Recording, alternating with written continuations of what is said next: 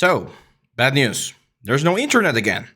Unfortunately, here in Mexico, we don't have a lot of options for internet providers, and the one that I have here in the studio sucks. I hope or I wish I could change it to a better one or a more stable one, but unfortunately that's not possible.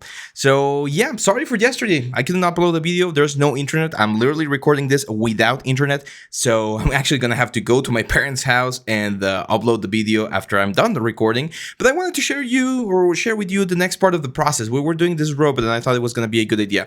It's been like chaotic. I lost internet yesterday morning and I've been like non-stop calling the provider to get my internet back. But anyways, let's just jump onto our main stuff right here. Now, before we jump, there's one more thing I want to remind you guys because I couldn't remind you yesterday. We are on a special promo this time around where every single course that we have in Udemy is available for the maximum discount that we can offer. So check this out.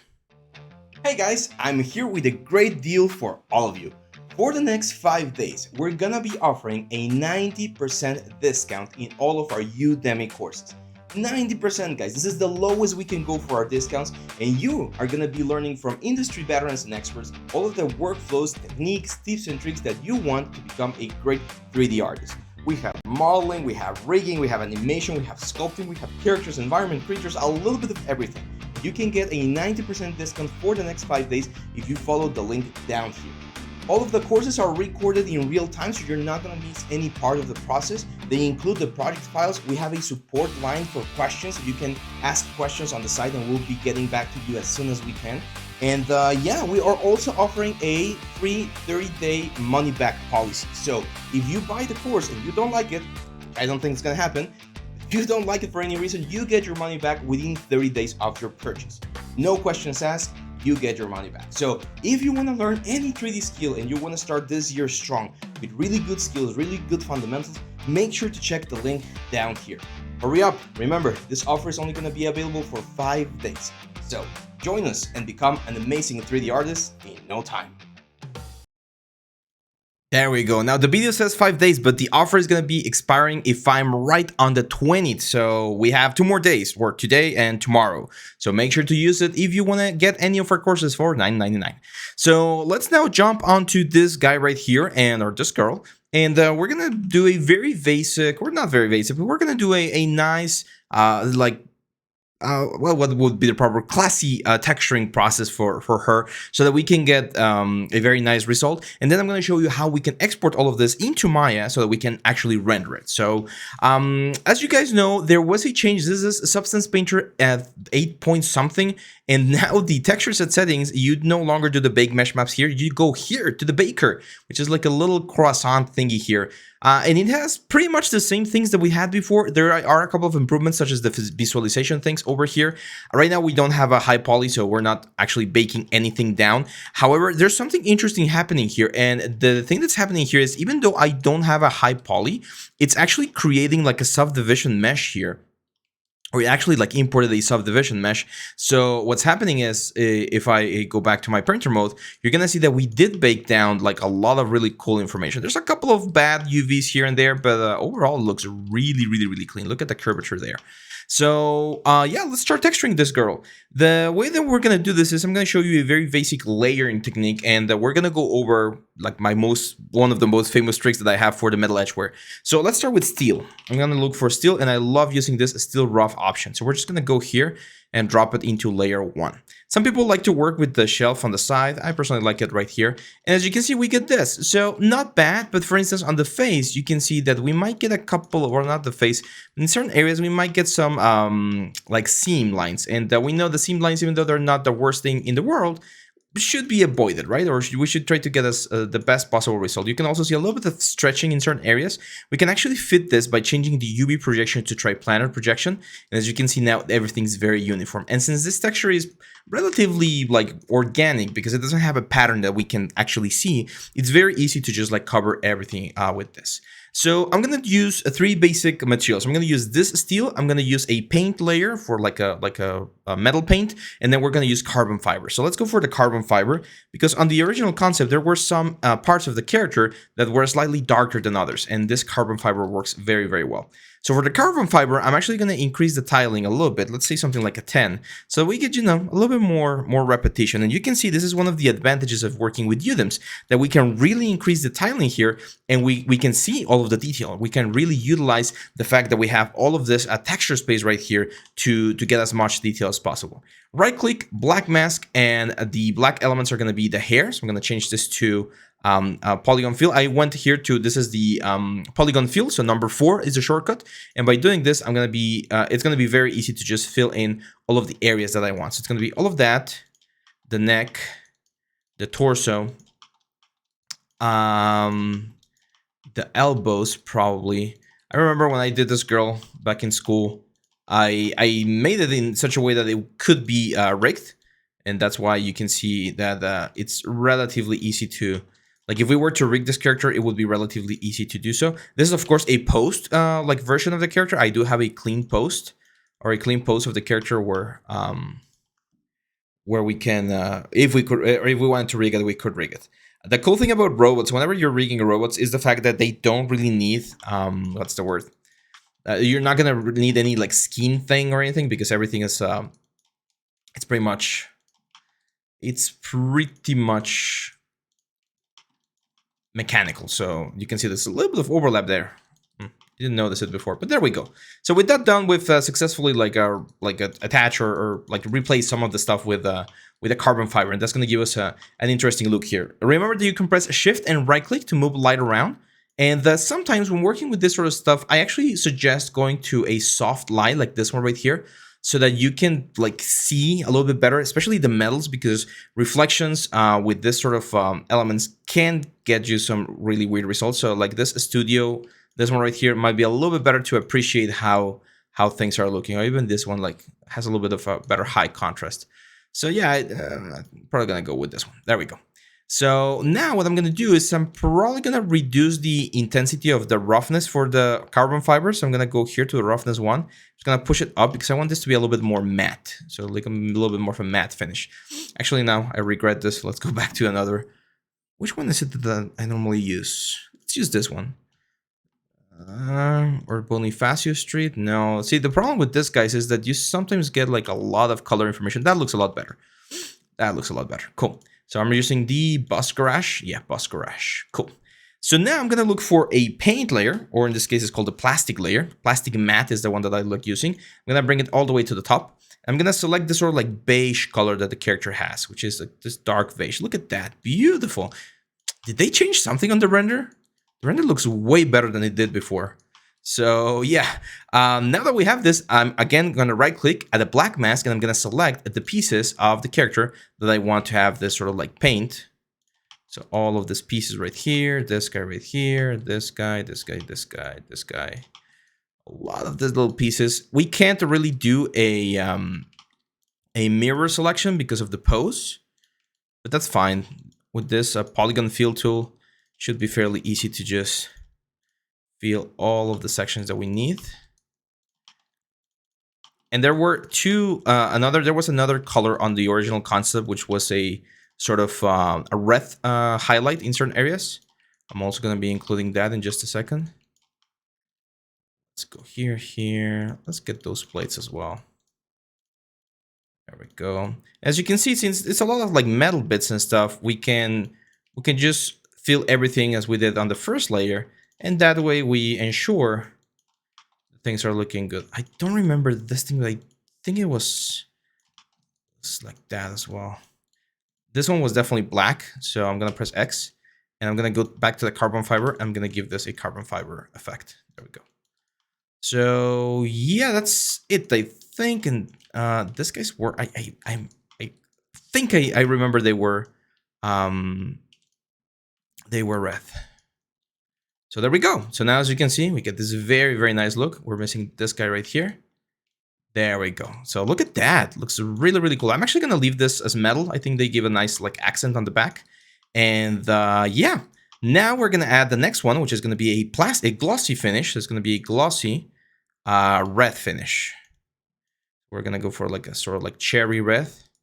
I do think they changed something on the render, because it didn't look like this a couple of like weeks ago when I was using it. So I'm just gonna add this red hue there. Actually, let me go back. Add a black mask. There we go. So again, let's just select those red things. I don't remember if that center line was red. I think it was. These two little guys were as well. I do remember that these guys were red. That's it. And then there was a little bit of a red accent on this guy's right here. And on the back, I do remember this guy's being red as well. There we go. Now, here for some reason, there we go. For some reason, my dogs are going crazy. Okay, that looks good. I like the accent overall. I do remember this guy's being red as well. Cool. So there we go. We got the nice little accents on those elements, which I think look they look good. It's a nice compromise, I would say. But I do want to change this, guys. Again, I don't fully remember everything, but there usually should be a little bit of everything. Look, a little bit of, well, not everything, a little bit of something on your characters. What the hell is going on? Give me 1 second. Sorry about that. There were some kids playing outside and my dogs go crazy when that happens. So back to this like cherry thing. I'm definitely going to push the roughness up a little bit. I don't want this to be super, super glossy. So something like this. And this will be perfectly fine for like a beauty shot of like just the character, right? Like if we just want to showcase how the character looks on a perfectly clean out of the factory like shot, this would be it. But you know me and I love to add details. So let's add some stuff. First of all, let's add a little bit of rust. I'm going to add a rust layer on top. I'm going to right click and add a black mask. And we're going to do this very basically. Just right click on the black mask and let's use a generator. So I'm going to use a dirt generator, which is immediately going to affect every single piece of the UDIM sector. And this is one of the most amazing things about the UDIM process, that as you can see, we get a super nice effect. And it will be pretty much impossible for us to try to paint these masks when working on the maps like this. So that's why like painting across UV tiles was so important. It took Substance quite a bit of time to get there. For a long time, Mari and I think 3D Code were the only softwares that could do this. But a couple of years ago with I think it was after the acquisition by Adobe, they were able to implement the UDIM workflow. So I'm definitely going to bring this down. So I do want to have a little bit of like a rust, but not that much. You can see that we're getting a lot of rust on the undersides of the character. And you guys know how I like to break up my stuff. I'm going to show you here real quick. I'm going to add a black fill layer or a fill element right here. And we're going to look for any kind of noise. I like using clouds. And what this does, as you can see, is it creates a cloud map on top of everything. And we can multiply this cloud map against the other elements. And by doing that, we can control how the cloud map kind of hides away some of the elements there. I'm going to increase the contrast here really intensely. And you can see how we can get this sort of like spotted look everywhere. So there's going to be some spots where we have more and some spots where we have less. I'm going to invert this. And that way we can control how this thing grows. The contrast is definitely a little bit too high, so let's lower it down. But as you can see, just adding this cloud layer immediately gives us a way more interesting and way more natural look on the rust, because it's not going to be absolutely everywhere. It's going to be on certain parts of the character. Now, another thing that we definitely need to do is the metal etch wear. And here's one of the most common issues on our portfolio reviews, which, by the way, the link is already open. You can check it out. I'm going to leave it down here in the description. But you can, this is one of the most common mistakes that people make on their projects. I'm going to go to the black mask of the color, of the beige color, and I'm going to add a generator again, and I'm going to add a metal etch wear. Everyone does this. Everyone knows how to do this or learns how to do this very quickly. You can invert this and you get this. And this automatically makes things look really cool. But the problem is, and this is why what I always tell my students, objects do not get damaged in the same way. Like if you take a look at my microphone here, it has more damage on the top, which is when it bumps with other stuff. It has more damage or more dirt on this side, not a lot on this side. So it depends on how an object interacts with the environment, and that's going to give you a different result on the way, again, things work here. So the way that I'm going to do this is I'm going to add a new, again, fill layer on the masks, and I'm going to use something like a noise, like a very simple noise, like this black and white spots. Now I'm going to increase the contrast of this black and white spots. And as you can see, it's going to create like crunchiness, right? It's going to create like very big spots that I can, of course, change the size of. I can change the scale as well. So if you want like bigger or smaller spots, you can change this as well. I'm going to do something like 2. And now what we can do is we can multiply this against the metal edgeware. And probably in this case, I need to invert this. There we go. So now what's happening is we're mixing both elements together, okay? And by doing this, we can generate a slightly different result so that it doesn't look like it's perfectly aligned. Here, I actually think I need to go back to the metal edgeware. I'm gonna change this to a white mask. I'm gonna add a generator. Let's do again the metal edgeware. Sometimes the math is slightly different, so there we go. And then we're gonna add a fill. Again, the noise. Let's increase the contrast, and we're gonna multiply. And then the metal edgeware, we're gonna invert.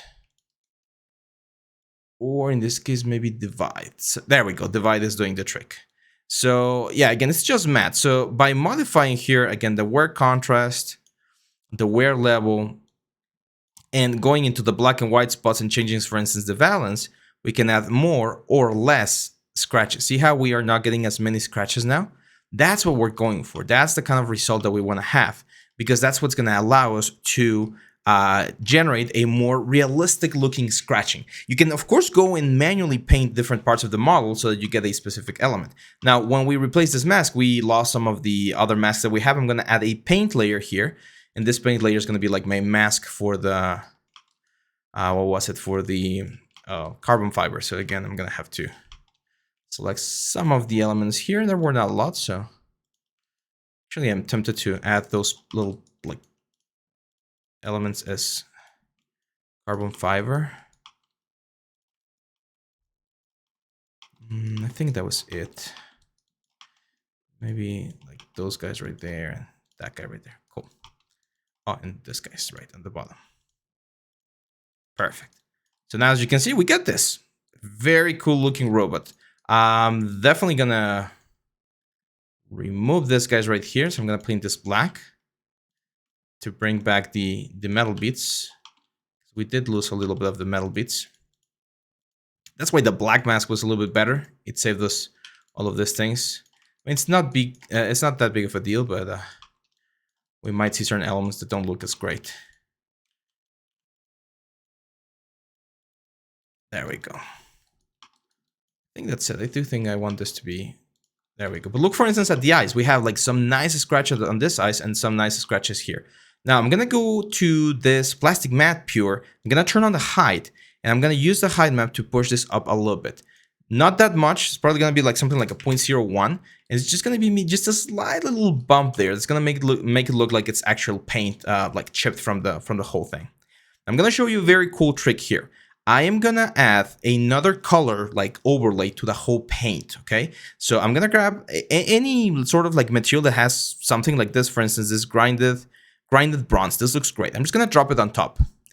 It looks, or it might look like it's destroying everything, but if I just remove everything except for the color information, you're gonna see that we get this very cool effect where it's pretty much like we're pretty much gonna use it as a layer. I'm gonna go to overlay, and then I'm gonna bring down the overlay tone. So as you can see, by just doing that, it kind of gives this sort of like an old tone, like an old sepia tone to everything, even to the blacks, which I actually kind of like, to be honest. Even the reds get this very nice, like, I don't know how to describe it, but I think this looks nice. So yeah, now let's go here as well. Let's get rid of this guy.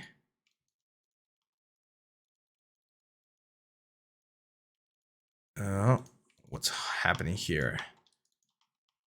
So this guy is being affected by a specific piece. Okay, let's go to the paint layer. There we go. That's it. So nice. That looks really cool. Kind of looks like an old thing, which I really like. Now we can start adding a couple of other layers. I'm just gonna add 2 more layers before we jump into Maya, because I don't want this video to go super long, and I still need to drive and go to my parents' house to upload this. So yeah, what we're gonna do here is we're gonna add a little bit of light and a little bit of dirt. So for the light, I do want to use again a material to kind of like play around with the properties. So this concrete bear looks interesting. I'm gonna use a black mask, and I'm gonna use a generator, and we're gonna use a light generator. And with this light generator, I'm gonna push this down so that it's hitting all of the top points, as you can see right there. And I'm gonna change this into a linear dodge, which is gonna like add on top of the colors. So now the faces that are facing up are gonna be slightly more damaged than others. We can change the light attenuation, or actually increase the light attenuation so it only hits like the upper part of the character. And as you can see, it's a very simple layer, but it kind of adds like a nice little dust layer everywhere. Now, I don't want this to affect anything except for the color, so I'm going to turn everything off. And you can see how this like adds a little bit of an extra like punch right there. And now I do want to add a little bit of dirt down here, so I'm going to go for rust, I think, again. I might just change the color. So I'm going to add this rust fine on the top. And in this one, I'm going to use a different mask. If we go to the smart masks right here, we do have a couple of like smart masks. And there's this dirt from ground or rust from ground. Where is it? Dirt ground. There we go. So I'm just going to add that one right there. And it's automatically going to add the dirt coming from the ground. So there's going to be more dirt on the lower sections of the character. Of course, we need to go here to the mask builder and change how much of this things we want. I'm going to decrease the parameters. And there should be this top-down gradient. Should let me like decide how much or how little I want this. I'm going to use a little bit more world space normal there.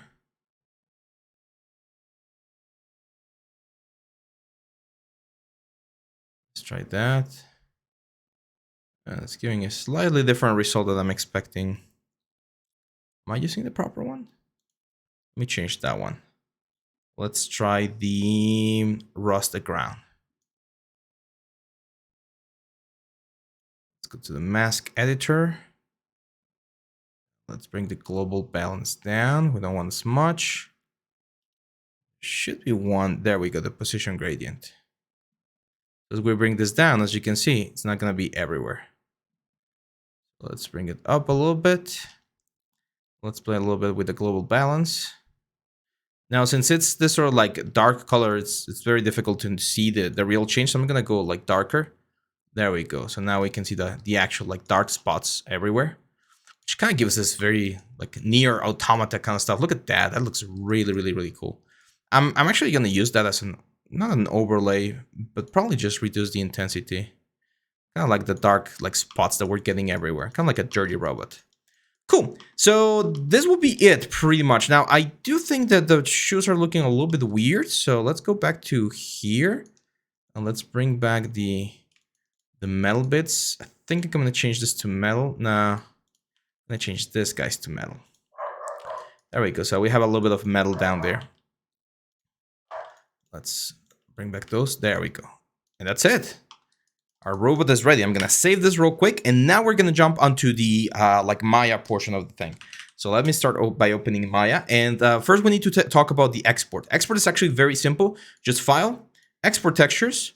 We're going to select where we want to export this, which of course is going to be our project. So 2023, NT-Live, assets, robot geisha. I'm going to go there. And this is the important part. I am going to say Arnold UDIM, or Arnold in this, sorry, Arnold AI standard. If we go to the list of exports, you're going to see that by default, the Substance Painter Baker or exporter will export everything as the name of the object, the material that it has, the name of the map, and then .1001.png. That's what we want. We want that .1001.flag because we're going to be using that, and it's very important. So we definitely need that one right there. We just export. It's probably going to take a while. Because there's a lot of maps. And as you can see, if we go to the output directory, look at the amount of maps that we have. It's just, if you try to bring this into a game, which someone asked in the last video, you can definitely bring this into a game, into Unity or into Unreal, but it's heavy. You probably would only want to do this for like a cinematic or something, not for actual gameplay, because it's just too many things that you need to take into account. So let's save this real quick again, and I'm gonna close the file so that we can save some like memory space. I'm gonna say file, recent projects, next to live, file, open scene, and we have our geisha robot scene right here, which is the one that we were using for the this is not the one that I used for the render, but it's the one that we were working with. So, or actually, let's go to the render one, to be honest. That way we can kill two birds with one stone. Let's go recent files, and it's this one right here.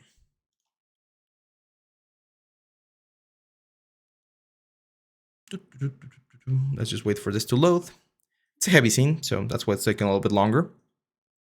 Well, this loads. Remember that we are having our weekly live streams now. They're on the Mondays at 9 a.m. Mexico time, 8:30 p.m. India time. Someone on the comments corrected me and said that we're not exactly 12 hours apart. It's slightly off. So yeah, just tune in for the Monday live streams. We did what was it this Monday? Now I don't remember what we did this Monday, but it was fun, and you can find all of the live streams on our channel as well. So I'm gonna go to the Substance plugin because it's gonna save me so much time, and I'm gonna create a new material using the images that we just created. So I'm just gonna grab a base color, a height. Actually, we don't need the height, just base color, metalness, normal, and roughness. Those are the 4 main ones. I'm gonna hit select. As you can see, they automatically get found here because they're sharing the same sort of like naming convention. And if I apply a new surface or a new AI standard surface, it seems that it's AI standard surface 14 has been created. Now, here's the important part. If you skipped ahead and you don't know what the hell I'm talking about, this is the important part. This is the part that you need to come back to see what's going on.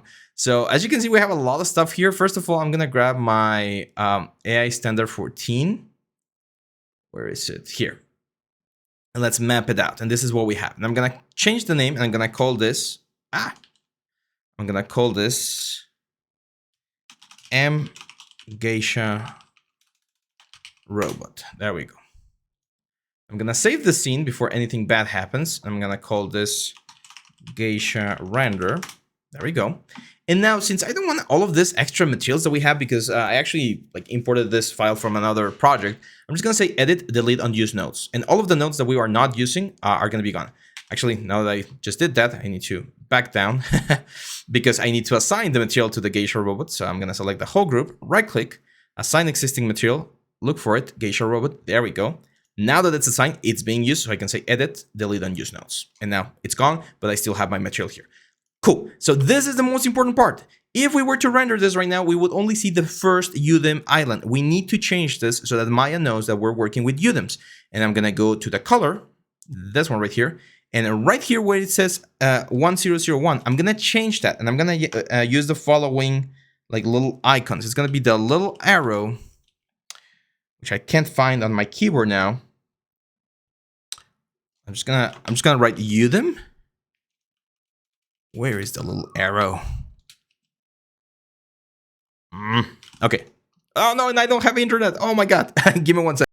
Okay, found it. It's this key right here. In my keyboard, is at the side of the C. So what we need to do is we need to replace that 1001 and change it with this flag right here, with open little arrow thing, and then UDIM, and then you close the little arrow thing. That's called a flag. So if we go here, and if we delete the numbers and we add this and hit enter, it's gonna look for us, but be like, oh, yes, I know what you mean. You want to use UDIMs. And then on the UV tiling mode, we're gonna say use the UDIM Mari tiling mode. It's gonna oh, okay, it's trying to find these things.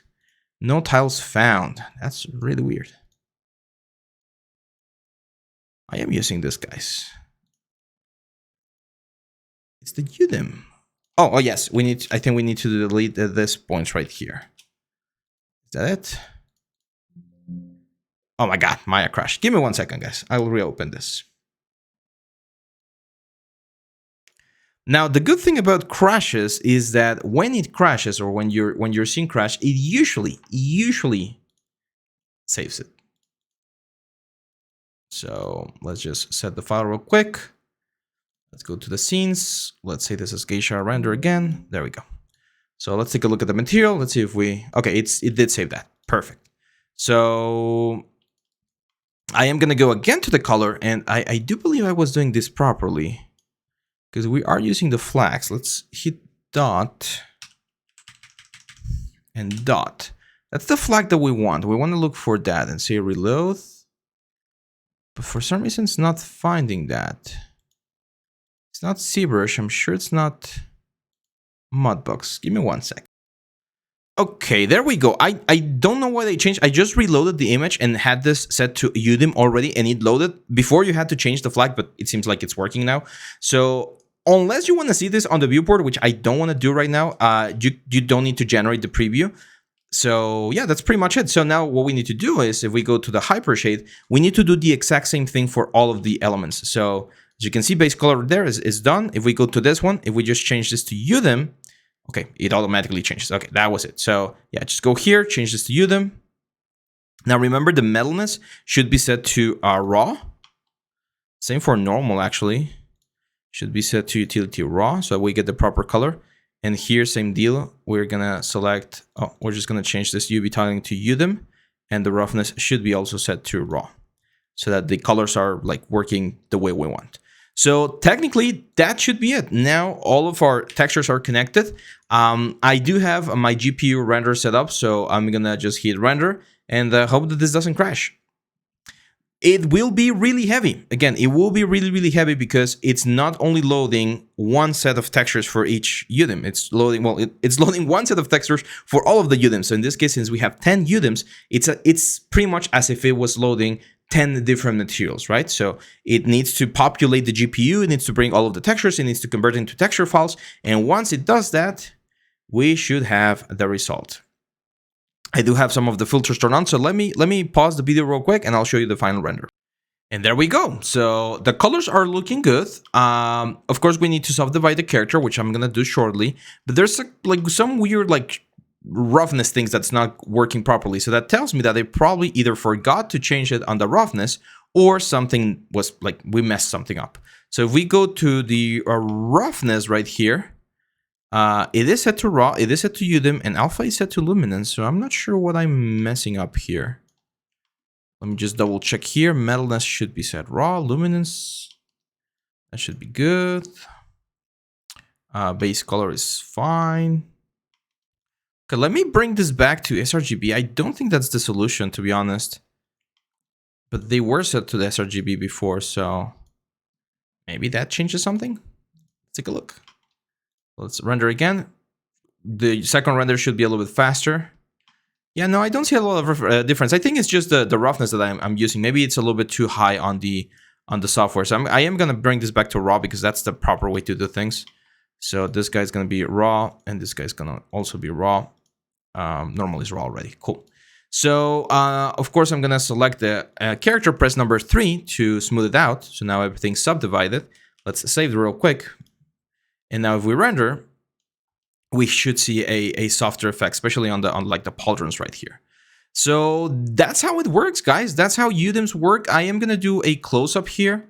So let me go to my shot cam, panels, look to selected, and let's do a cool looking like close-up here for the thumbnail, which I'm also gonna have to take to to my parents' house and render it.